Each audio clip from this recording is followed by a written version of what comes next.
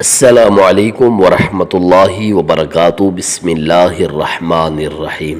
اللہ تعالیٰ نے پوری کائنات میں سب سے اعلیٰ اور اشرف المخلوقات انسان کو بنایا ہے، اور اللہ نے انسان کے ساتھ اتنی محبت فرمائی کہ اللہ نے انسان کو اپنے ہاتھ سے بنایا، کن کہہ کر نہیں بنایا۔ حالانکہ اللہ چاہتا انسان کو کن کہہ کر بنا سکتا تھا، جبکہ باقی پوری دنیا، سمندر کو کن کہہ کر بنایا، پہاڑوں کو کن کہہ کر بنایا، زمین و آسمان کو کن کہہ کر بنایا۔ پھر اللہ نے انسان کو بنا کر قرآن میں 4 قسمیں اٹھائیں۔ قرآن مجید میں سورہ التین میں 3 کی قسم، زیتون کی قسم، طور سینا کی قسم، شہر مکہ کی قسم۔ یاد رکھیں، جب اللہ قسم کھا کر بات کریں سمجھ جائیں کوئی خاص بات ہے۔ سورہ 3 میں اللہ نے 4 قسمیں اٹھا کر انسان کی خوبصورتی بیان فرمائی ہے۔ اب ان ساری کائنات کے لوگوں میں سے خوبصورت آمینہ کے لال جناب محمد الرسول اللہ صلی اللہ علیہ وآلہ وسلم ہے۔ آپ صلی اللہ علیہ وآلہ وسلم جب بھی بولتے ہیں سچ بولتے ہیں، اور اللہ کے آرڈر اور حکم سے بولتے ہیں۔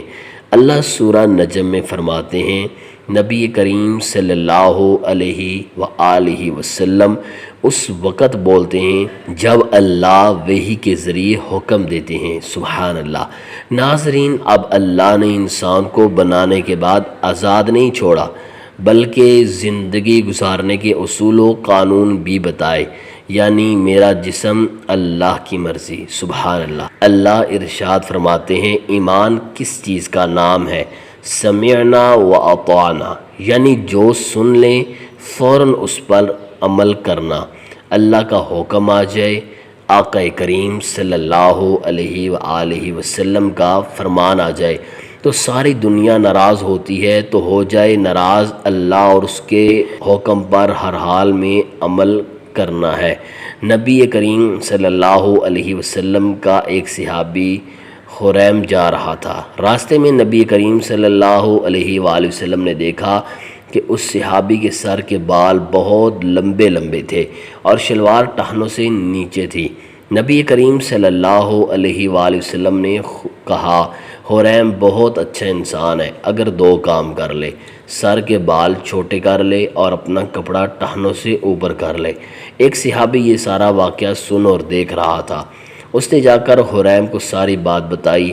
حضرت خریم رضی اللہ عنہ سیدھے گھر گئے، اپنے سر کے بال چھوٹے کر لیے اور اپنی چادر ٹخنوں سے اوپر کر لی، اور پھر حضور صلی اللہ علیہ وآلہ وسلم کے پاس آئے، کہنے لگے، آقا کریم صلی اللہ علیہ وآلہ وسلم اب ٹھیک ہے؟ تو آپ صلی اللہ علیہ وآلہ وسلم نے فرمایا، جی اب بالکل ٹھیک ہے۔ اسے کہتے ہیں سمعنا و اطعنا، یعنی فرمان مصطفیٰ صلی اللہ علیہ وآلہ وسلم سنتے ہی فوراً عمل کر لیا۔ سبحان اللہ۔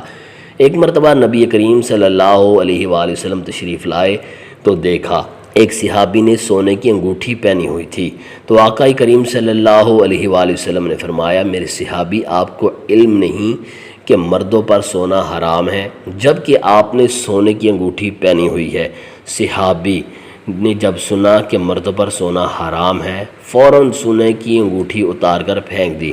جب نبی کریم صلی اللہ علیہ وآلہ وسلم چلے گئے تو کچھ دوست احباب نے کہا کہ نبی کریم صلی اللہ علیہ وآلہ وسلم چلے گئے ہیں، اب اٹھا لو، یہ تمہارے کسی کام آ جائے گی۔ صحابی رسول صلی اللہ علیہ وآلہ وسلم نے جواب دیا، جس انگوٹھی کو آمنہ کے لال صلی اللہ علیہ وآلہ وسلم کے کہنے پر اتار پھینک دیا ہے، اسے کبھی دوبارہ ہاتھ بھی نہیں لگاؤں گا۔ سبحان اللہ۔ اسے کہتے ہیں ایمان۔ سمعنا و اطعنا، فرمان مصطفیٰ صلی اللہ علیہ وآلہ وسلم سنتے ہی فوراً عمل کیا۔ حضرت ابو ہریرہ رضی اللہ عنہ کے بارے آتا ہے کہ وضو کرتے وقت اپنے دونوں بازو کندھوں تک دھوتے تھے۔ آپ رضی اللہ عنہ نے کہا کہ میں نے رسول اللہ صلی اللہ علیہ وآلہ وسلم سے سنا کہ وضو کرتے وقت جو شخص اپنے اعضاء جتنے دھوئے گا اتنے اعضاء قیامت کے دن چمکیں گے۔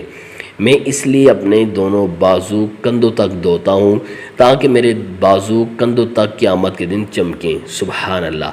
اسے کہتے ہیں ایمان، سمعنا و اطعنا۔ ارشاد باری تعالی ہے جو اللہ اور اس کے رسول صلی اللہ علیہ وآلہ وسلم کی اطاعت کرے گا، اللہ جنت میں اس شخص کو صدیقین، شہداء، نبیوں، انعام یافتہ نیک لوگوں کا ساتھ ملے گا۔ سبحان اللہ۔ حضرت ابو ہریرہ رضی اللہ عنہ سے روایت ہے کہ میں نے رسول اللہ صلی اللہ علیہ وسلم کو فرماتے ہوئے سنا، میں تمہیں جس کام سے منع کروں اس سے باز رہو، اور جس کام کا حکم دوں اسے بقدر استطاعت طاقت کے مطابق بجا لاؤ۔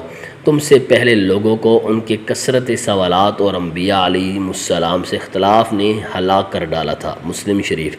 رسول اللہ صلی اللہ علیہ وسلم کی نافرمانی ایک شخص کے لیے جہنم میں جانے کا سبب بن سکتی ہے، جیسا کہ اللہ کے رسول صلی اللہ علیہ وسلم نے بیان فرمایا کہ ساری امت جنت میں جائے گی سوائے ان کے جنہوں نے انکار کیا۔ صحابہ نے عرض کیا یا رسول اللہ انکار کون کرے گا؟ فرمایا کہ جو میری اطاعت کرے گا وہ جنت میں داخل ہوگا، اور جو میری نافرمانی کرے گا اس نے انکار کیا۔ بخاری شریف۔ حضرت عمر فاروق رضی اللہ عنہ حجر اسود کے پاس تشریف لائے اور اسے بوسہ دے کر فرمایا، خدا کی قسم میں جانتا ہوں کہ تو ایک پتھر ہے، نہ نفع پہنچا سکتا ہے نہ نقصان۔ اگر میں نے نبی کریم صلی اللہ علیہ وسلم کو تجھے بوسہ دیتے نہ دیکھا ہوتا تو تجھے ہرگز بوسہ نہ دیتا۔ مسلم شریف۔ حضرت عبداللہ بن عمر رضی اللہ عنہما ایک جگہ اپنی اونٹنی کو چکر لگوا رہے تھے۔ لوگوں نے ان سے اس کا سبب پوچھا تو آپ رضی اللہ عنہ نے فرمایا، میں اس کی حکمت تو نہیں جانتا، مگر اس جگہ میں نے تاجدار مدینہ صلی اللہ علیہ وسلم کو ایسا کرتے دیکھا، اسی لیے میں بھی ایسا کر رہا ہوں۔ شفا شریف۔ حضرت عبداللہ بن عمر رضی اللہ تعالیٰ عنہما کے بارے میں مشہور ہے کہ جن مقامات پر حضور سید عالم صلی اللہ تعالیٰ علیہ وسلم نے حالت سفر و حضر میں نمازیں پڑھی تھیں، حضرت عبداللہ بن عمر رضی اللہ عنہما ان مقامات کو تلاش کر کے نمازیں پڑھتے، اور جہاں حضور نے اپنی سواری کا رخ پھیرا ہوتا وہاں قصداً آپ بھی ایسا ہی کرتے تھے۔ اگر کسی وقت یہ حضور کی خدمت میں حاضر نہ رہتے تو ان اقوال و افعال کے بارے میں دوسرے صحابہ کرام رضوان اللہ تعالی علیہم اجمعین سے پوچھتے اور اس پر عمل پیرا رہتے۔ سبحان اللہ۔ محترم ناظرین کرام، مزید ایسے دلچسپ سیرت النبی صلی اللہ علیہ وسلم پر مشتمل واقعات اور ویڈیوز دیکھنے کے لیے ہمارے چینل کو سبسکرائب کیجیے۔